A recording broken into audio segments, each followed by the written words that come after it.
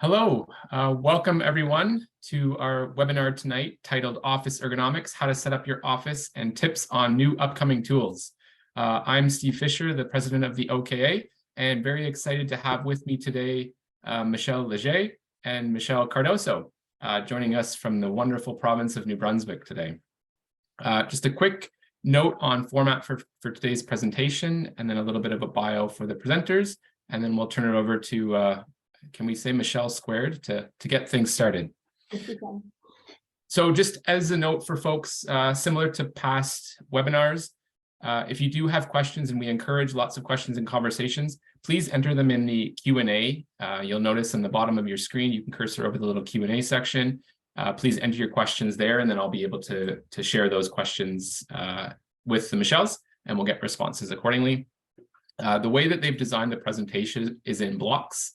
So as we're walking through the presentation, there will be some pauses throughout, and there'll be a brief Q&A at those intervals. So you're encouraged to ask questions throughout the talk, and we'll pose those questions to the Michelles as we move forward. Just again, to make sure we're all on the same page, today's webinar is scheduled for approximately 75 minutes. And excited today, we're going to have a little bit of online polling. So Michelle's have created some interactive opportunities here, and I think there's a QR code later, so have your phone ready if you want to have access to some other video resources. And just as we get started, so I mentioned very excited to have, I guess, Michelle squared. So first, I'll introduce Michelle Leger.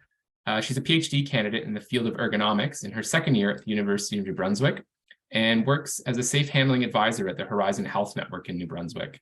The purpose of her current research is developing solutions to minimize workplace musculoskeletal injuries among healthcare professionals, particularly during patient handling activities. Michelle has previously conducted research in the biomechanical and physiological effects of working in an active workstation while using a computer, and I suspect we might hear a little bid about some of that today.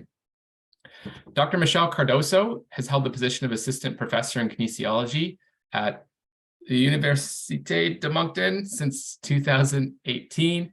I apologize for my poor French pronunciation.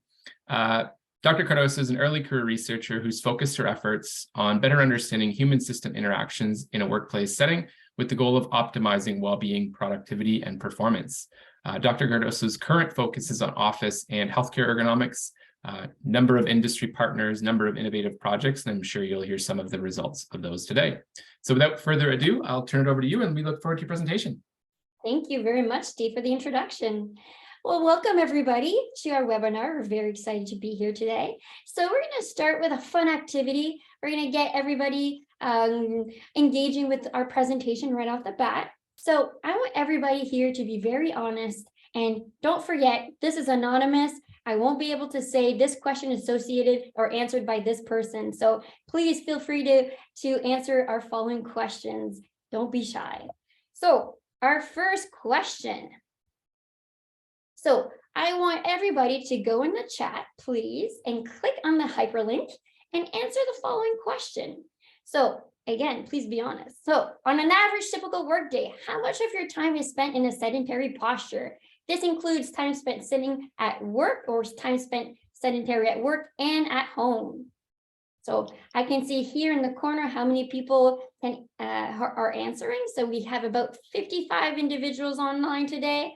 So I'm watching you guys. I'll know who answers and who doesn't.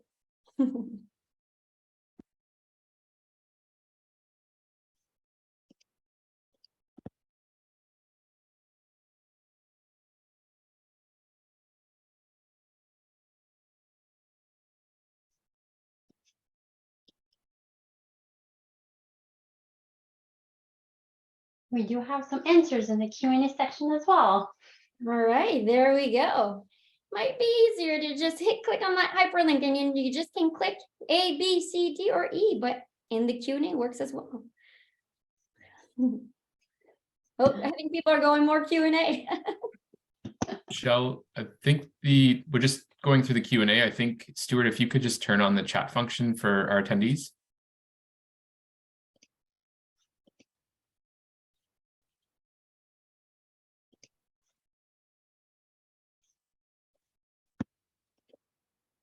Okay.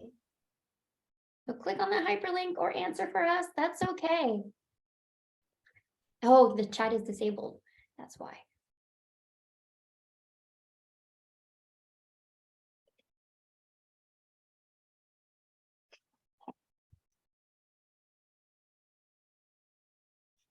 So does the chat work now?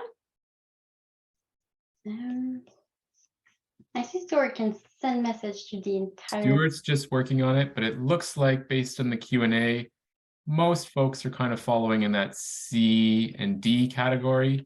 Okay, wonderful. Pretty good variability. Okay, sounds good. So I'll come back to these answers in a moment. Okay, so next question is, okay. In the previous 3 months, I have experienced discomfort in my, is that the neck, the shoulder, the back, the hips, the arms and wrists, legs, or feet? So if you can click on the hyperlink, then you can answer multiple. Yes, perfect. I can say it works for everybody.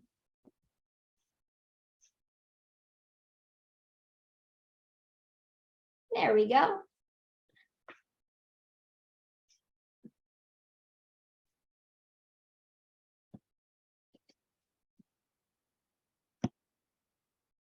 Okay.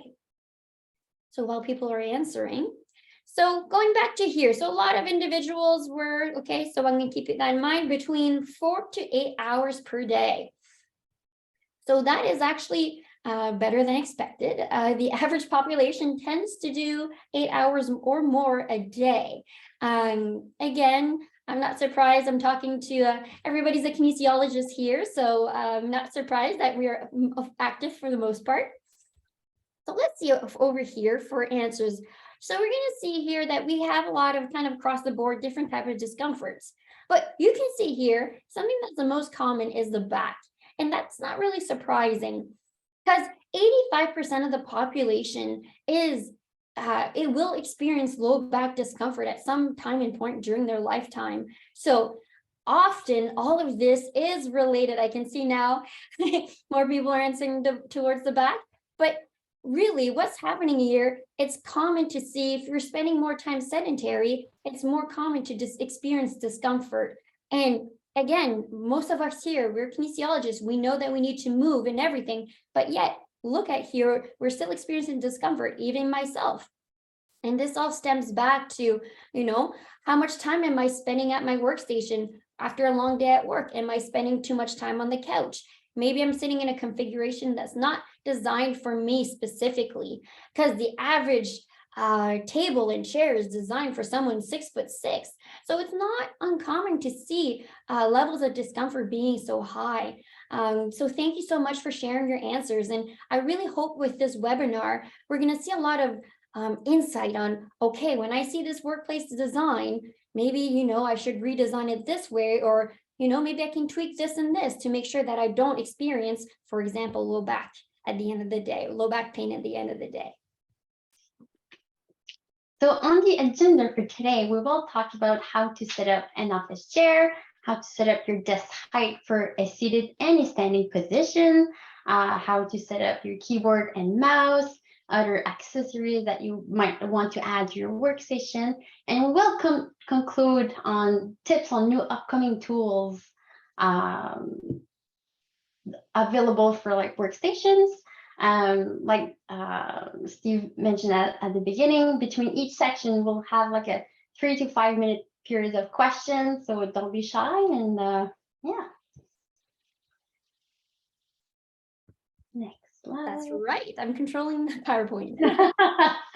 So the objective of this presentation is to give you tips on how to identify different ergonomics concerns and some solutions or recommendations how to improve your workstation when you're working at a computer. All right, so we're going to start right off the bat with the chair. So one thing before we go in depth in chair specific components, I know this is a cheesy line, but I want this line to be something that you use regularly with your clients. Your next position is your best position. And the reason why I say that is because really the solution to help reduce the chance of developing discomfort at the workplace, it's truly about movement throughout the day. So if you actually look at CSET recommendation guidelines, every 15 to 20 minutes, we should be getting up and moving around for a minimum of 90 seconds. If during the day we're able to reduce just 30 minutes of sedentary behavior per day, that's actually going to make a big difference in your health outcome long term. Again, another component is if you think, okay, I've been sedentary and sitting at my computer all day for eight hours, that's okay. I'm just going to go to the gym. That 1 hour at the gym, it's going to be enough to negate all that sedentary behavior. Research has found that it's actually not enough. So the key is actually moving throughout the day. That is most important component. And I know that I'm preaching to the choir here. We're all kinesiologists. So, I really want to make sure that that becomes something that's an open dialogue with your clients moving forward. I really want this to be integrated with your clients, that they know throughout the day, I need to move as much as possible. And it's more than just standing up. I want them to stand up and move around as well. So enough about that. Now let's start about the chair. So for the chair, the main thing when it comes to chair or desk setup, if you're like me, I'm very visual. So Michelle and I, we created a few videos to really show you how to redesign, well, not redesign, sorry, we're usually redesigning things, but how to adjust your chair or your desk. So before I show you the video, when it comes to the chair, there are main components that you want to look for. Is going to be the height of the chair, it's going to be the backrest angle, it's going to be the armrest, and the lumbar support. So those are going to be the main 4 components that we'll be touching in for a video. So now we're going to do a nice visual representation of how to adjust your chair. Hello everyone, we're going to talk about how to set your client's chair. So here I have a client with me, and she's sitting in a chair that is configured for her body anthropometry. So what we're going to do is the first step is to make sure that the height of the chair is correctly adjusted. So before we get started, I think it's important to note that each chair has a lot of levers. And often that what I'm finding is that clients, they will have a nice ergonomic chair, but often is that the client doesn't really know how to use it. So the first component that I would recommend is that you teach your client, either if it's an older chair or a newer chair, to make sure that they know how to use each lever. Okay, so the first thing we want to do is the height of the chair. So we're going to ask your client to stand up, please. And the first thing you want to do is to make sure that the seat pin is approximately right below the kneecaps. That looks wonderful. All right, take a seat. Thank you very much. So again, here you might need to do a couple of micro adjustments.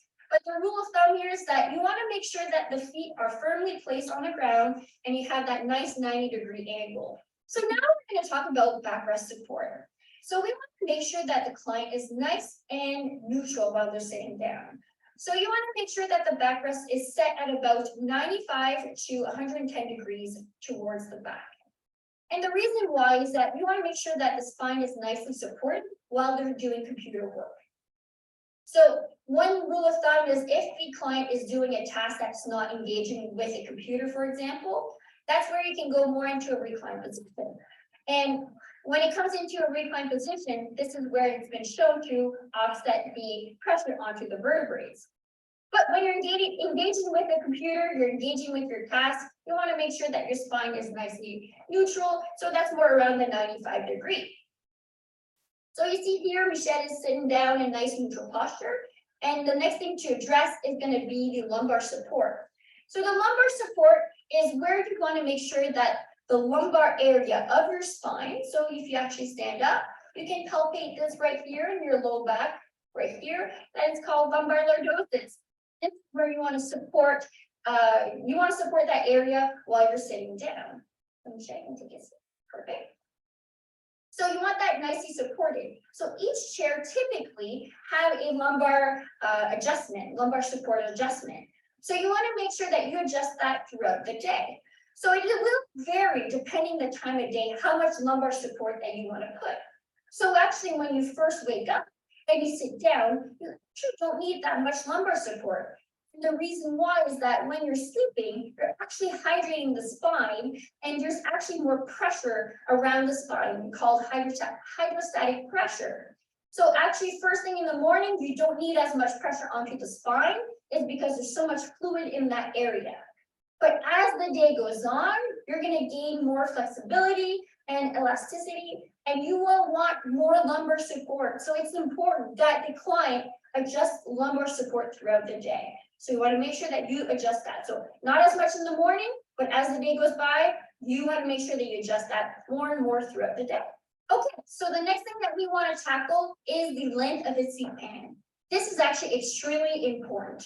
So for the length of the seat pan, you want to make sure that you're not applying pressure behind the knees. That can become quite dangerous if you do. So you do have a lot of blood supply that goes down to the feet and comes back. If you put a lot of pressure in that calf area, what could happen over time is that you can reduce blood flow, and then actually it could lead to thrombosis over time, which can be fatal. So you want to make sure that the client has enough room behind the back of their calves and the front of their seat pan. So the rule of thumb here is you're going to ask the client, form a fist, and you're going to see if you can fit it behind the knee of the patient, or the client, I should say. And you can see here, Michelle has nice clearance behind her knees. So the rule of thumb here is minimum 2 fingers up to a fist. So that translates about 5 to 7 centimeters. So that's extremely important, again, because we don't want to cut that blood supply. So then the last component to really think about the chair are the armrests. So here you can see that there's no armrests. And the reason why is if you cannot get close to your workstation, it is safer to simply remove your armrest, and then you can get nice and close to your workstation. So in this scenario, we could not get our client to get close to our workstation, so we simply remove the armrest. But ideally, if you can have a highly adjustable armrest, then you can keep them. And where you're going to put them is going to be right below, right here, right below the elbow. So you want to make sure that the client is able to work at a 90-degree angle. So you ideally can find a chair that has those adjustable armrests that can flip back and forth. And the reason why is when you can get close to your workstation, if it inhibits you, there are features where you can simply flip backwards, and then you can get nice and close to your workstations. Other chairs that you can get really nice and low, that you can go below the desk. And ideally, you can get a scenario where the armrests do not interfere with your workplace or your workspace in front of you. So, big rule of thumb here is you want to make sure that the elbow of the client is nice and 90 degrees. And if you cannot get close to your workstation, simply remove the armrest. All right, so the next thing that we want to address is the width of the seat pan. So you want to make sure that you're mindful of the blood supply going to the lower limbs. So you really want to make sure that the width of the seat pan is wide enough for your client. So the rule of thumb here is you want a minimum of 2 fingers width each side of the seat pan to make sure that it's not digging in at the side of the seat pan or on the side of the legs. So here you got to be mindful as well as the seat pan design. Does the seat have a lot of contour? If so, is that digging into the client's legs, yes or no? So if you're seeing there's a lot of hot spots, if they're causing discomfort while they're sitting down, that might not be the right chair design for your client. So really it's important that you have that nice wide spacing on the side, as well as, again, coming back to the length of the seat pan, nice spacing in the front as well, because you do not want to apply too much pressure in the back of the thighs. So to conclude on the chair, you want to make sure that your client is nice and neutral while they're sitting down. So you want to make sure that the feet are flat on the ground, the knees are 90 degrees. You want to make sure that the lumbar spine is nicely supported, the spine is in a nice neutral posture, and that there's nothing that's digging into the thigh or the back while they're sitting down. That's it for now. Perfect. All right, back to our presentation. Okay, so before I open up the Q&A, one thing I would like to add is the importance of having a highly adjustable chair and a chair that's really configured for your body anthropometry. Because what happens if you sit in a chair that's too long for you, for example, seat pan is too long for you, the first thing you're going to do is that nice kyphotic posture, so a nice slump posture like this. Again, coming back to our poll at the very beginning, a lot of us were experiencing neck and back pain. That's often because we're sitting in a seat that's designed for the 50th percentile male. And if you're not sitting in a seat that's configured for you, what's the first thing you're going to do is do that hunchback position and putting a lot of stress and strain around the spine. So that's why it's very important that we adjust the chair properly to the person that's sitting in it. So now we're ready for our first Q&A. Any questions about the chair? And while we're opening the Q&A, I wrote down the key points that we talked about in the video. But again, ask us about anything. We've done a lot of research on chair designs. Steve, are there any questions? Yeah, so there's one question that's come in, quite an interesting question. So one of our attendees has always been taught to never remove the armrests, because if the person falls off, especially from an operator chair, you could be held liable. So could you elaborate a little bit on armrests and the potential impact for falls and liability if that's appropriate? Okay, that is a great question. Again, it will depend the workplace setting. I never heard of it being a liability before. Michelle, have you heard anything on liabilities for this specifically? Not for office space. I'm assuming that for like any machinery or any workstation that is around like more dangerous environment, probably that would be the case, but not for the office. I haven't seen anything. Again, we could be wrong, but again, in an office setting, typically, again, know your clientele as well. If you know that your client has mobility issues, don't remove the armrests. If you know that it's in a safe environment, the person is relatively fit, there's no machinery around you, again, we would have to look into it. But typically for an office or environment, I've never heard of liabilities for removing the armrests. But again, we can look into it, and that's a great question. Thank you. Second question here. If you take the armrests away, couldn't that increase the strain on the neck and the shoulders? That is a great question. So that is why it's important to have a desk, and we're going to talk about the desk next. That's important, that why the desk needs to be at the right height. So if your desk is properly configured, so your elbows are perfectly at 90 degrees, your desk now becomes your armrest support. So it's actually going to take a lot of stress and strain.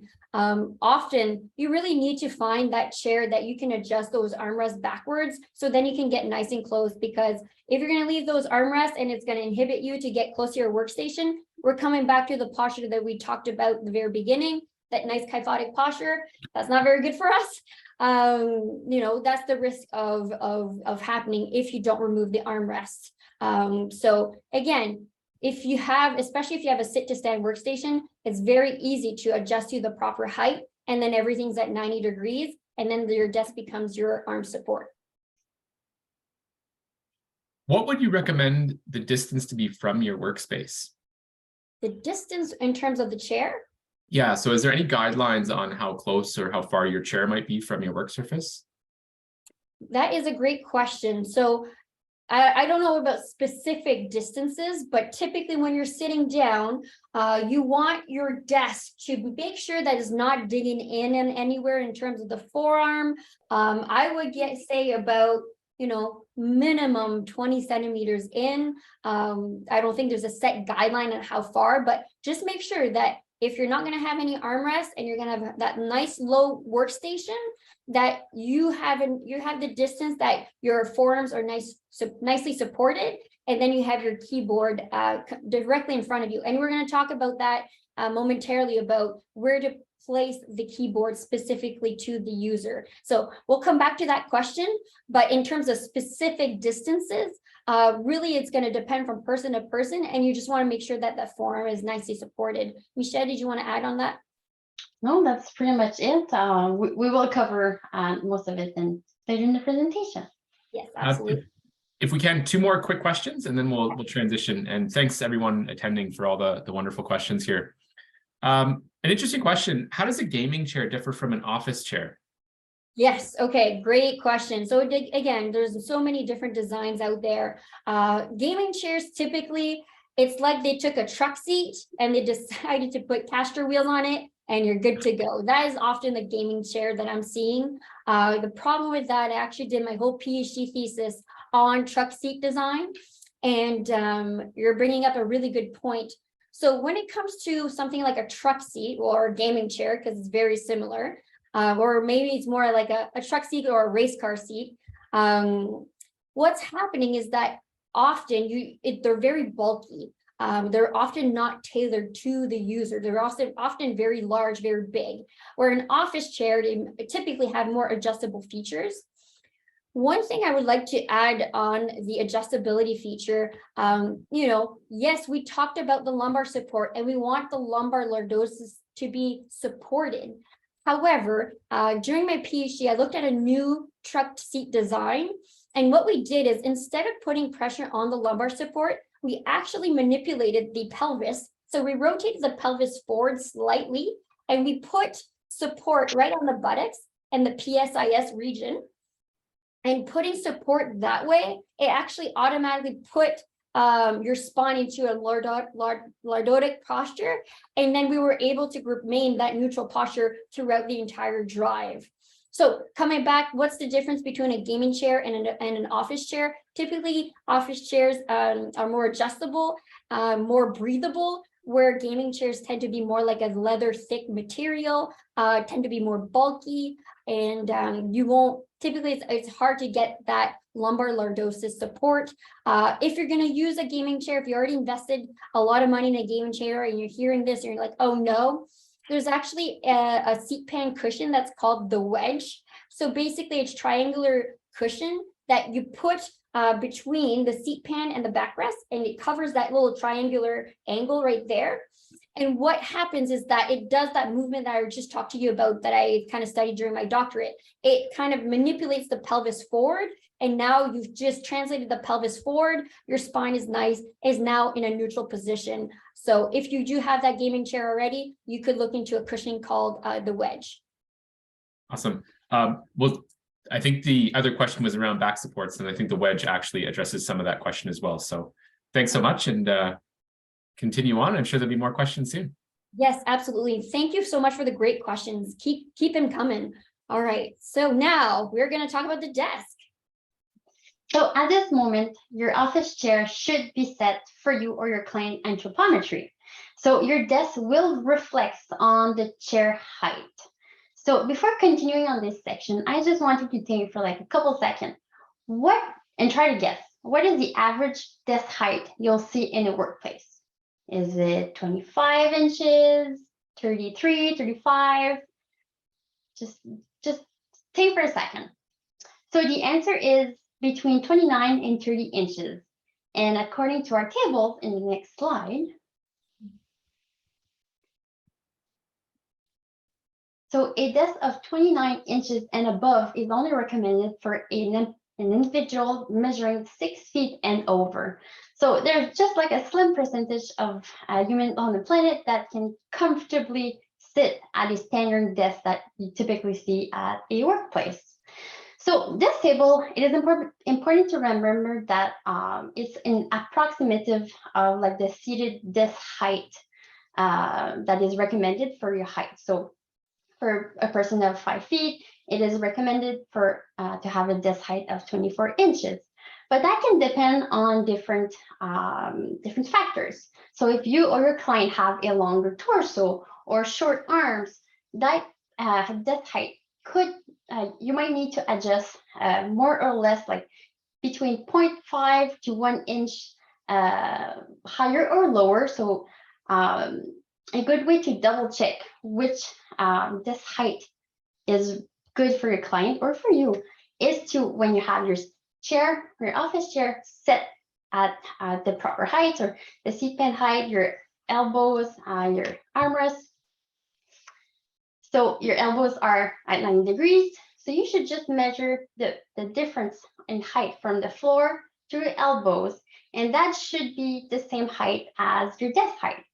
So this table is just a reference or a base that you can refer and just measure your client, and you should be good to continue with your desk height for a seated position. If a desk can absolutely not be lowered, we have different options. So there is a keyboard tray that can be placed underneath your desk and can be also height adjustable to have like at the typing and web browsing height. So at your elbow is at 90 degrees. There is two downside of having a keyboard tray is one, when you put some pressure when you're typing and web browsing on the keyboard tray, it might not stay at this specific height. So it might go down, might go up. So it's not super stable. And two, there's no space on this little tray to write on paper. So if you have to take notes for whatsoever, there's no space. So you'll have to write on the desk that is set too high. So you will put some strain on your shoulders, on your elbows, on your wrists, on your neck, down the line. So it is an option, but just keep in mind that your keyboard tray needs to be sturdy and can be like set and stay in place while using a computer. A second option, which is our least favorite, is the footrest. So a footrest you put underneath your feet as foot support when you have a desk that is higher. So you put your chair higher and have an upper body posture that is pretty neutral, and you put your feet flat on the footrest. The thing is, you are stuck on that little piece of footrest, so it's not intuitive of like moving around. So you might feel stuck, and also one of the casters of your chair could also interfere with that footrest and like might push it forward. So your feet might end up like having no support or not a good feet support while you're computing. So next on is our video on how to set up a desk height. So this video is going to be for desk height when you're sitting down as well as standing up. So this video is very short, only 3 minutes long.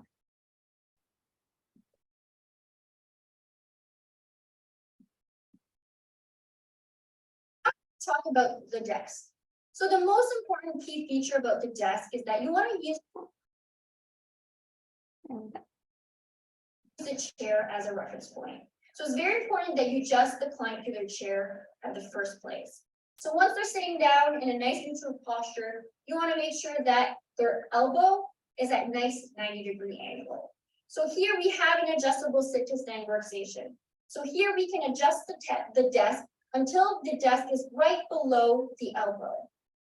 If you do not have an adjustable sit to stand workstation, you want to make sure that you follow a nice diagram that is going to give you a reference point of if the client is at X height, this should be the height of the desk. So that's an important table to follow. So I highly recommend that you follow those recommended guidelines. One important feature that I like to add is that even though that you say that the client is, for example, here, Michelle is 5'3", and that means that her desk should be 24 inches. It's okay if you have to do some micro adjustments. So, for example, if the client is wearing high heels that day, it's important that you slightly adjust the table slightly upwards. If the client is wearing flats, you're going to want to do some micro adjustments downwards. So footwear is something that it's very important to keep in mind in terms of desk height. So if you have an adjustable desk, the first thing that you want to keep in mind is that you adjust it until the elbow height is at approximately 90-degree angle. If the desk is not adjustable, you want to make sure that you follow that table to make sure that you're setting up the client at the proper height. So another component that you want to keep in mind while they're sitting at their desk configuration is that you want to make sure that the chair is able to get nice and close to the workstation. So here in this scenario, in this chair, we were not able to get nice and close to our workstation, so we had to remove the armrest. But if you have a chair that's highly adjustable, you can make sure that the armrest can be adjusted backwards, and then you can get nice and close to your workstation. So that concludes a sitting posture while you're at a desk. So now we're going to talk about the standing desk. The most important feature about the standing desk is to make sure that your client is at a nice neutral posture while they're standing. So the rule of thumb here is you want to make sure while they're standing that you have the elbow at 90 degrees. So while they're typing, there's not putting any stress or strain in the level of the shoulders. You really want to make sure that you're avoiding any stress or strain, and you don't want to do any craning at the level of the shoulders. So here you can see our client is nice and neutral. You're also going to notice footwear. You want to make sure that the client is wearing appropriate footwear to make sure that you're not putting too much stress or strain on the low back. Another component that you want to consider is putting an anti-fatigue mat underneath the feet. So putting an anti-fatigue mat is going to help reduce the load on the low back while they're typing. One important fact that I would like to add, if they're working in an environment where they're handling food, you want to make sure that you're constantly sanitizing this anti-fatigue mat because it can do bacterial buildup. But for the most part, you want to make sure while they're standing is that they're standing nice and neutral, and you want to put the elbow at a nice 90-degree angle. That's it for the standing desk. Perfect.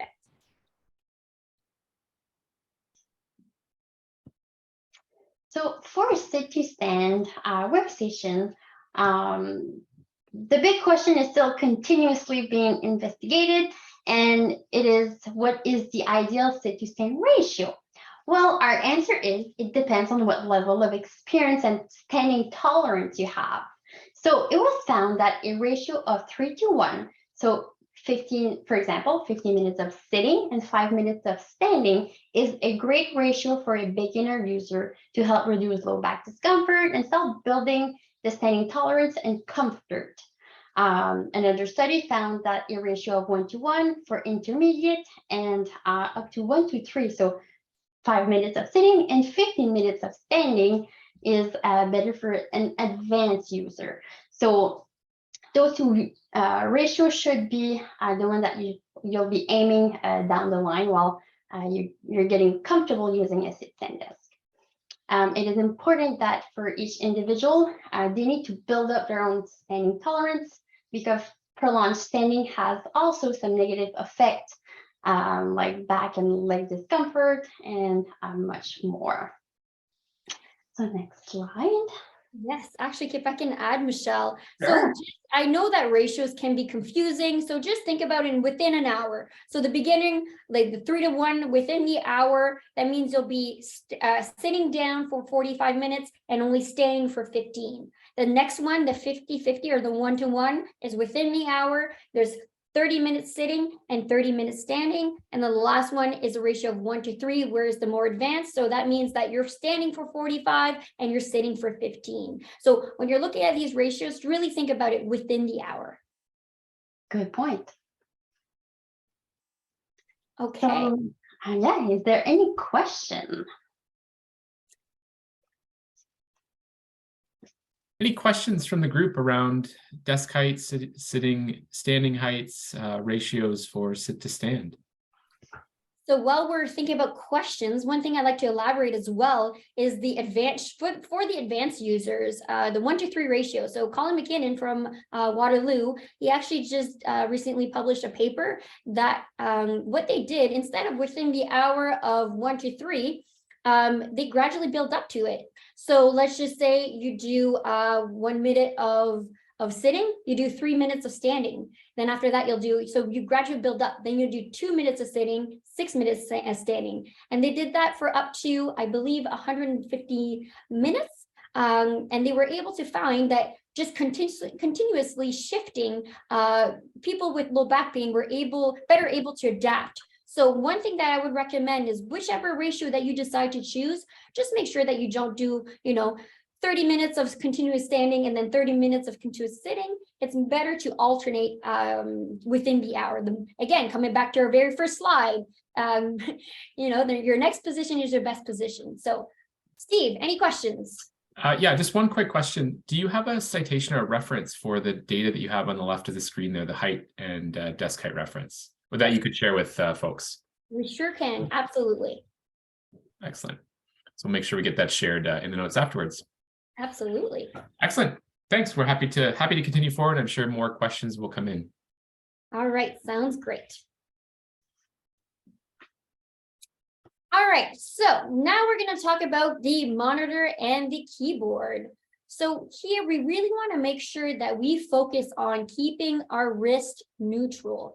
So when it comes to mousing, depending what type of job that you have, if you are at your computer workstation for 8 hours or more a day, and you'd use your mouse a lot throughout your whole day, you're opening the chances of developing some wrist pain. So it's important that so what we're going to talk about in this segment, we're going to talk about different alternatives to make sure that you don't develop that wrist pain. And if you do have that wrist pain, what can we do to mitigate that? So biggest thing when it comes to using the mouse or keyboard, you really want to make sure that you keep the wrist nice and neutral. So now we have a quick 5-minute video of how to use or configure your monitor and your mouse. And this is our last video. Now we're going to talk about our client working at their workstation with a computer. So you want to make sure that the first thing is that this client is sitting centrally in their desk. You want to make sure that everything is easy to reach. So you want to make sure the first component is that you want to check with their forearm, like this, going like this side to side, that anything that they use on a regular basis is nice and easy of reach. Things that are used as frequently, you can do a nice arm span. So that is where you're going to put items that you don't use as frequently. Perfect. So now you want to make sure that you're keeping the same rule of thumb, that the client is nice and neutral while they're working. So let's start with the keyboard. So you want to make sure that the keyboard is nice and flat. A lot of keyboards have little kickstands. You do not want to use them. The problem with that is that as soon as you use the kickstands, you're now putting a lot of stress and strain on the wrist. So if you have the nice medium nerve that is going through your forearm, as soon as you start flexing the wrist, you're now applying pressure on that nerve. If you're doing that repeatedly, you're now opening the door to potentially causing yourself developing carpal tunnel. That's very uncomfortable and very painful. So you want to make sure that the keyboard is nice and flat, and you also want to make sure that you have a nice support for the wrist. So you can actually go and buy a nice gel pad that is the same width as the keyboard, and you want to really make sure that it's not too high. Often you can buy gel pads that are nice and thick. That is not good. You want to make sure that the gel pad is the same height as the keyboard. So that's going to provide nice rest to your wrist. So we have a nice wrist pad. We have the hands nicely sitting on the keyboard. Everything is neutral. Next thing you want to keep in mind is the mouse. The mouse, you want to make sure that you have it so you're not putting too much stress and strain on the hand. You want to make sure that the palm of the hand is nice and neutral, and you want the hands or the fingers to be in a nice waterfall position. Again, you don't want to put any stress and strain, any flexion extension while using the mouse. You want to keep this nice and neutral. Another component for the mouse, you want to make sure that you alternate your hands while you're using the mouse. The reason why is that if you repeatedly use your mouse throughout the day, you're always going to do the same repetitive motions. Again, opening yourself at the risk of developing carpal tunnel. So it's important that you alternate your hands while using the mouse. Another component, another alternative, there's also something that's called a roller mouse. You can actually put the roller mouse directly in front of the keyboard, and now you can simply mouse while putting yourself in nice neutral posture, and you simply need to click your fingers up and down while you're mousing. So it helps put you're taking away a lot of stress and repetitive strain on your wrist. So now you're simply doing small micro movement with your fingers. So next component that you want to keep in mind is the monitor. So the monitor, it's very important that it's at least 1 arm length away. So you want to make sure that the monitor is not flat in front of you. Just think about it. When you're reading a book, do you ever keep your book directly in front of you? If you do that, that would be very, very uncomfortable, put a lot of stress and strain onto your eyes. So it's very important that we recreate the same type of scenarios as reading a book. So when you're reading a book, think about it. You have the book at a nice angle, and we're simply looking down. So here, this is what we want to recreate. So we want to make sure that you tilt the monitor 10 to 15 degrees, so the eyes are simply looking down while you're reading a text onto a monitor. Another component into monitor height, you want to make sure that the top of the monitor here is lined up with the middle of the brow of the client. What I like to use is a nice tape measure, where I ask the client to hold the tape measure between the eyebrows, and then you can simply measure. So feel free, for example, hold it between the eyebrows. And then you can to make sure that you have a nice straight line between the brows and the tops of the monitor. So now we're going to talk about our client working at a standing workstation while computing. So you can see here, a client is standing on a nice anti-fatigue mat. She is also wearing the right footwear. Her elbows are at 90 degrees. Her wrists are not flexed. She has a nice neutral waterfall position in terms of the wrist and the fingers. You also see here that she has the proper height for her monitor as well. So one thing you want to keep in mind is when you're changing from sitting and standing, the height of the monitor might slightly change, so you may need to adjust. So that concludes our standing segment on how you should configure your workstation. Perfect. All right.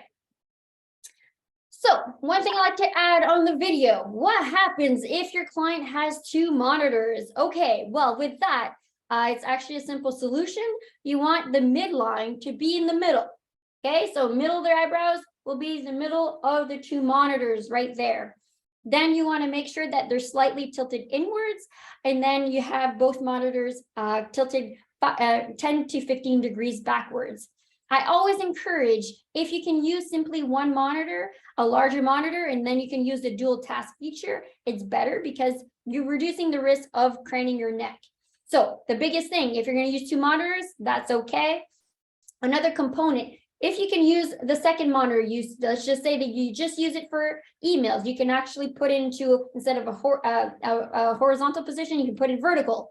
So then you have one where you can simply scan up and down, and then you have your other in a horizontal position, and then you're reducing the amount of stress and strain or craning of the neck. Okay, so two monitors. Again, you want to put the gap between both monitors in the middle between the eyebrows. What if you have a tablet? What if you have a laptop? What you can use is a laptop holder. So same thing, you're going to put the laptop holder like it's a second monitor. You want to make sure that it lines up with the top of the other monitor, and you want to make sure that that gap is between the eyebrows. So those are two components that you're often going to see. What if I have two monitors? Again, ask the client, is there a way that we only need to use one monitor and you can use the dual task feature? Because that's going to take a lot of craning of the neck. So that's the biggest component when it comes to the monitor. The roller mouse. So we talked about it in the video. So this is a visual representation of the roller mouse. As you can see here, it's the same width as a keyboard, and it's not very thick. It's quite thin. So what you can do here, you can see the nice roller feature in the middle, right over here. That is where you're controlling the mouse. So now you can see how I'm no longer putting any stress and strain on the wrist. I'm no longer doing the side to side motion, putting strain on the median nerve. I'm now simply putting all of the micro movements on flicking of the fingers. And again, now it's easier to alternate between the right hand and the left hand. You're probably wondering, Michelle, how often should I alternate the mouse? So I would say every couple hours, remember to alternate your hands while using the mouse. It is uncomfortable at first, but I promise you, you do get used to it. But if you have the budget to purchase a roller mouse, and you know that you've suffered some wrist pain before, the roller mouse is definitely a feature that I would recommend, just because you're now taking any risk away from develop, or a lot of the risk away, I should say, of developing carpal tunnel, because you're not moving your wrist from side to side or up and down anymore. You're now simply doing micro movements of both hands, of both fingers specifically.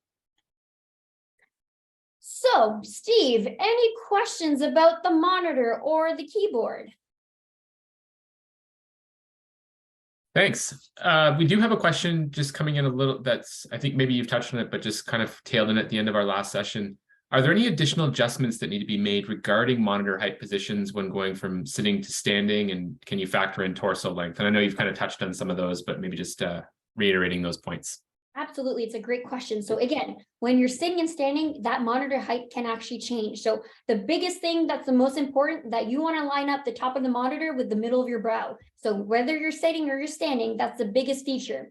And again, the best way to make people buy into this is really ask them, take a book or a piece of paper with writing into it. And I always ask them, put it directly in front of you and read it.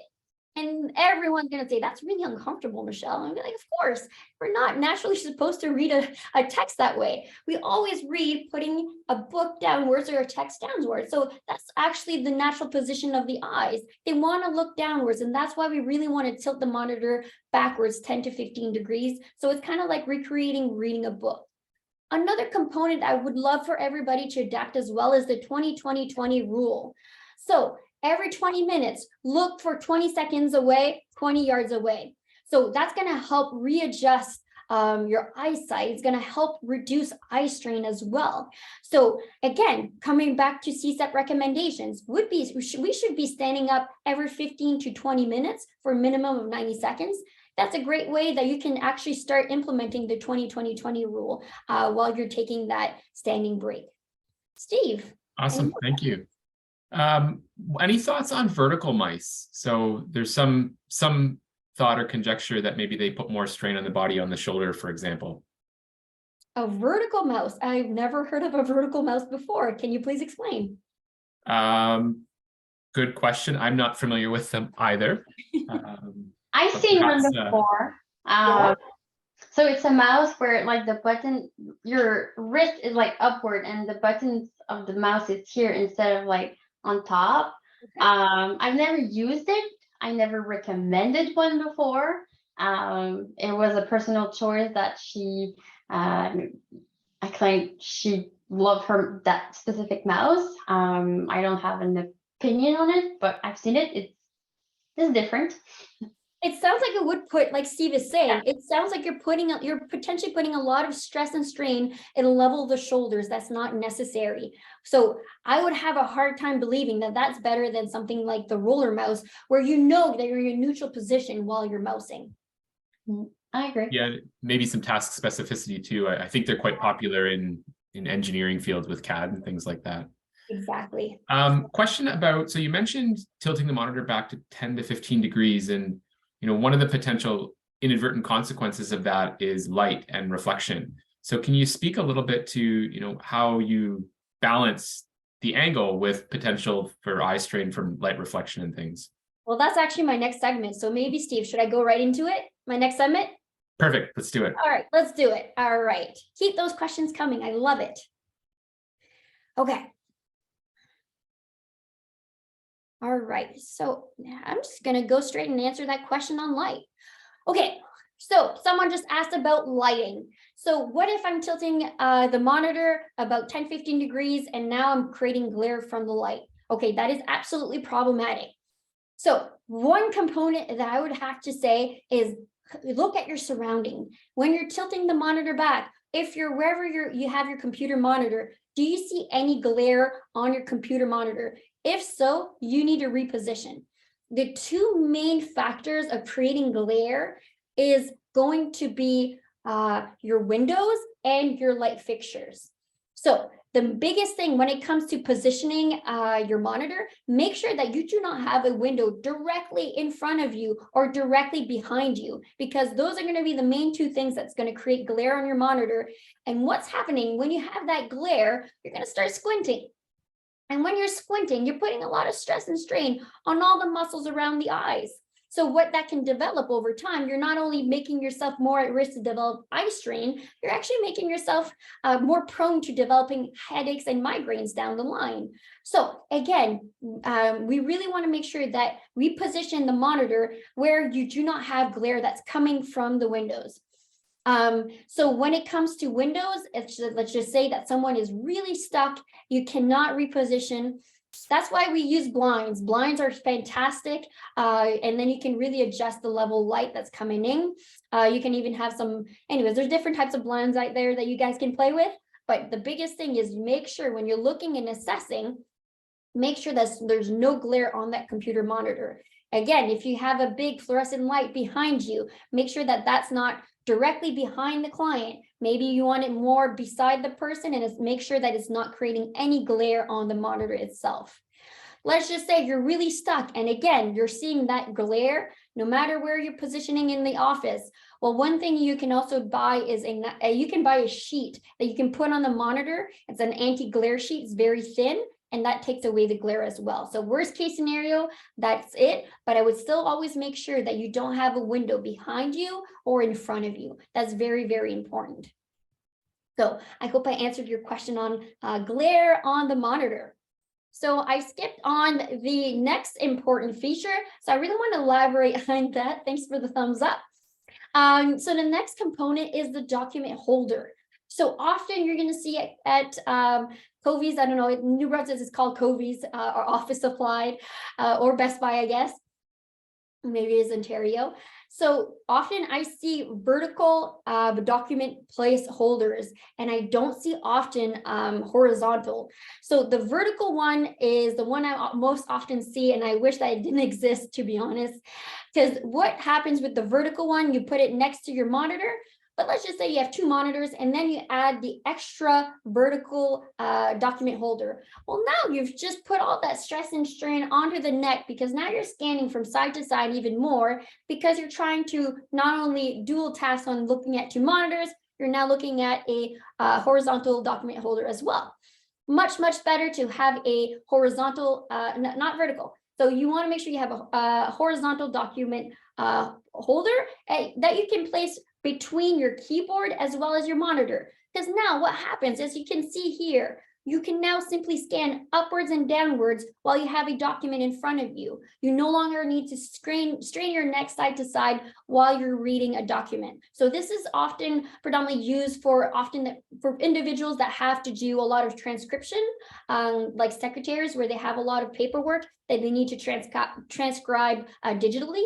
So again, we highly recommend a horizontal document holder that, again, it will not block the monitor whatsoever. It's not that high. It has a slight tilt. And again, you're putting it between the monitor and the keyboard. So highly recommend it. Another component, as kinesiologists, I'm sure this is no news. When you're doing a task, you want to make sure that you're in a neutral position. So this comes the same thing when it comes to using the phone. You do not want to have the phone like this while you're computing. It's self-explanatory. When you're doing that posture, you're putting a lot of stress on the level of the neck. So if you're seeing that someone is putting a lot of stress and strain between the shoulder and the head, just make sure that they put either their phone on speakerphone or they put a headset, because you want to make sure that you're neutral while you're typing, or else you're going to ask for neck and shoulder pain really fast. So something very simple, but it's easy to forget. So one thing that's very important to keep in mind. Again, so now if we have a document holder, a horizontal document holder that we need to transcribe some information, well, we can actually recommend a desk lamp that's the opposite side of the mouse. But you got to make sure that the desk lamp does not provide any glare on the monitor. And this helps provide lighting. And then you can simply scan up and down on the document while you're transcribing that information. So Michelle, let's talk about new and upcoming tools. Of course. So our first tool that we will talk about is treadmill and bicycle desk. So the concept of a treadmill and a cycling desk or a bicycle desk is more focused on increasing physical activity and energy expenditure at work instead of improving your posture. So the biggest worry of working on a treadmill or a bicycle desk is the productivity level. So working on a treadmill or a bicycle desk at a slower speed has shown that it will not affect the overall performance, reading capacity, or the cognitive function. Exceeding a walking speed of 2.5 miles per hour will affect typing speed, decrease mousing accuracy, and same for cycling too fast. It can lead to a lower work quality. So the optimal approach of using a treadmill or a bicycle desk is to break up usage during your day to allow movement and proper rest and not exceed 4 hours in total during your workday. So this means the office will require to be equipped with a secondary standard workstation, which might be challenging in like space and cost. So our second option, the famous yoga ball. In our belief, they are a no-go. So both the free yoga ball and the one with like a frame, they both have safety issues. People can fall out of the chair, or the ball can burst. There's no lumbar support, causing more low back discomfort. So the back muscle will always be contracted to be like sitting up or trying to stay up straight. So people will sustain a low level muscle activity and will end up creating physical fatigue in the muscle area, especially in like the low back area. An active chair. So active chair, it's considered when the sitter is moving the chair. So it's not like a rocking chair, that's more considered of like a dynamic chair. So they are a great solution to counter the prolonged sitting effect. To my knowledge, there is 3 different chair design who correspond to the term active chairs.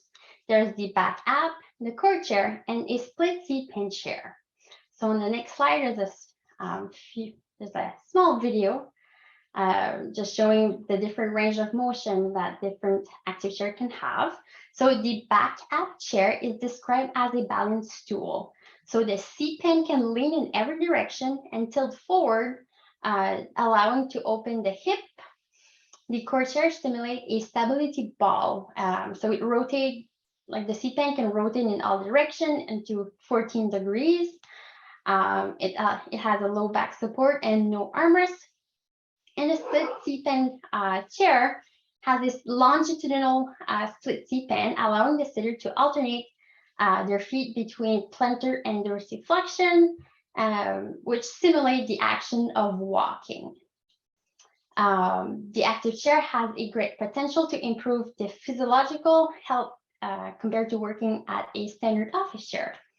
So it is suggested that the optimal approach of using the full range of motion, so like typically working, like really moving and engaging with the chair without compromising like the productivity level while you're working, is to be used when you're on a phone call, on a meeting, when you're just casually browsing on the web, or reading emails. So when you are doing some task that is more like cognitive, needs more attention, those chairs are supposed to be capable of like just being a normal chair and just sit statically. So with active chair, it is important to remember that it does not substitute the value of standing up and taking a walking micro break. So they're not a substitute, but they are an alternative to add movement while you are actively working, either on work like computer or on paper. So next slide. All right, so we've done a lot of research on these different types of active chairs. So we just finished up a 3-phased approach. So the last study was actually looking at, if I will go backwards, we evaluated the core chair versus the split seat pen, a sit-to-stand workstation, as well as a standard chair. Everybody, please, can you take out your phone? Open up the camera feature. I want you to scan this QR code, and that's going to take us to a YouTube link that presents our research that we did, our 3-phased approach. So basically what we did for phase 1, we looked at the split seat pen and we compared it to different chairs. And we found that with this split seat pen design, if you don't provide intervention, if you don't provide any coaching, and this is where the KINs, it's so important. It's such important role for the KINs to play, is that we really want to make sure that we coach our clients how to use these active chairs if they're going to use it. So phase 1, that's what we found. If you give someone an active tool, people aren't going to use it. Phase 2, what we did is we used the same chair features. We redesigned the split seat pen a little bit, so it's a little bit more ergonomically configured. But this time we asked individuals to constantly pedal their feet at a beat of 40 beats per minute. And we actually found that we were able to get all these great biomechanical and physiological results. But again, we had provided intervention. We asked the people to move for the entire length of the data protocol. And then the third feature, the third phase, was Michelle's master's work. And that's where we took the core chair with the split seat pan, the sit to stand, and the standard desk, or the standard chair and the sit to stand desk. And it was really interesting because, again, we gave a variance of intervention versus you can use it whenever you want. And the same conclusion as phase one, if you don't provide training, people aren't going to use the active tools. So this is why the KINs are so important. If we're going to give a recommendation like a sit to stand workstation or an active chair, it's really important that we do follow-ups and we provide proper coaching on how to use it, because our research has found, like you're going to see in the YouTube video, if you scanned it, people aren't going to use it otherwise. So KINs, you guys are so important. So please keep encouraging individuals to use these new active tools. However, just make sure that we do follow-ups and proper training. So what do we think that the future of office ergonomics is going to be? Again, coming back to our very first statement, your next position is your best position. We truly believe that if you can combine something like an active chair with a sit to stand desk, you're now promoting constant movement throughout the day. And we really truly think that's the key, that's the solution for the future of office ergonomics, is really making sure that the individual is constantly moving, and having something like an active chair is providing the flexibility. If you wanted to act like a normal chair, it can. If you want to pedal your feet while you're now computing, you can. If now it's time to stand, now you can stand. But one thing that's important takeaway is that these active chairs will not remove the component of standing up and moving around, but this is still much better than remaining seated for prolonged periods of time. So, Steve, are there any questions about not just this last segment, but throughout the entire presentations? Are there any questions about active tools or how to set up your office? Yeah, first, thanks so much. This has been a wonderful presentation and great to have all the questions. And for those still interested, we still have a few moments with Michelle Squared here, so you can have some of those questions answered. Circling back to the exercise balls. So you kind of mentioned that you don't really recommend them, but a lot of people might use them just as a break from their office chair. So is there any contraindications to just using it to be the next posture, so to speak? And then additionally, sometimes folks with hip issues, for example, might find a little bit of reprieve when using those. So I wonder if you could speak to their usefulness as in an accommodation standpoint as well. Michelle, did you want to start? I would recommend, well, as a primary chair, the yoga ball is not recommended.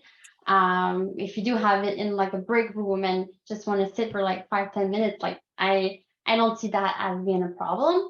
But I would not recommend it as your primary or even secondary office chair for your workstation. So yoga ball is for exercise. That's how I see it. Absolutely. Again, Steve, if you're going to use it for hip mobility, exercise, and stuff like that, I see that as away from the workstation, not while you're computing. Just because the risks of trips and falls are so high, and especially if you have hip mobility issues, you shouldn't be dual tasking like that. You should be concentrating on only one task only. So a lot of individuals have found, new research has found that the yoga ball should be left out of the office. It should be kept in the gym. Awesome, thank you. Would you suggest stand-up desks or active chairs to everyone? So for example, pregnant clients, people with acute injuries, that sort of thing, or are there some constraints on when you might recommend an active chair or a stand-up desk? So again, this is a great question, and each client, whenever it comes to when you're working with any client, you always got to know what's the backstory. So yes, you're going to always tailor and adjust depending what's the need of the client. If, for example, you have someone that's pregnant, you're not going to ask them for definitely not the advanced ratio of 1 to 3. You got to really make sure that you tailor to your clientele. So again, use your judgment of how you want to utilize these tools. Make sure, if I had someone who was pregnant, I would not use something like the back app where everything is kind of wobbly, or a core chair where everything is wobbly. You want to make sure that things are a little bit more controlled, neutral, maybe something like a split seat pan where if you want it to act like a normal chair, it can. If you want to pedal your feet slightly, you have that option as well. So when it comes to standing, not everybody can stand. So again, know what's the pain ratio of your client. And again, the biggest recommendation is make sure that you do gradual incrementation. So you do not want to start in the advanced feature. I don't care if your client is an ultra marathon runner. You want to make sure that you're providing that coaching and you're gradually increasing that ratio. And you got to make sure, we can't just say, you know, completely debunk sitting. We still got to sit throughout the day. It's just making sure that depending on the client's needs, it's how are you going to find the right ratios between sitting and standing. And to be honest, ergonomists today, we don't know what's that golden rule or that golden recommendation of if you have this chronic condition or if you're this healthy, this is the ratio you should follow. This is all relatively new. So that is unanswered in terms of scientific research. But what we can do is use our kin background, use your knowledge like you would do on a regular client, make sure that you tailor for each individual. Does that answer your question, Steve? Yeah, that's great. Just a quick follow-up and then two more kind of chair related questions. Do you always need to have an ergonomic mat if you're using a standing workstation? I highly recommend it, yes. So if you're not using a mat while you're standing, you're putting a lot of stress and strain on the lumbar area. You know, one thing that I like to do while I'm standing, and this is also based on Callahan's work as well. If you're standing and you have that anti-fatigue mat, you could also have a block where you can shift and it can help you fidget a little bit more and kind of shift your posture while you're standing. And if you can do that micro shifting while you're standing, you're going to be able to reduce the onset of back pain. And you're also going to be able to probably last longer because you're not perceiving as much discomfort. So anti-fatigue mat, if you're not handling food and stuff like that, I'd say absolutely highly recommend it because it's going to take a lot of the stress and strain off the knees as well as the low back. I would also like to add that at a home desk, typically you don't wear shoes at home in your office. So like a mat at your home office is one of the best options you can add to your workstation, especially when you don't wear any shoes. That's great. There's a few more questions left. So for those of you that still have questions, you can see Dr. Cardoso and Ms. Legier's email on the slide. So I'm sure they're more than happy to answer your questions, any remaining questions you have. Just a quick note for those of you that have or have not accessed Keen recently. The Michelles have been very gracious in helping us to update and revise our best practice guideline on office ergonomics.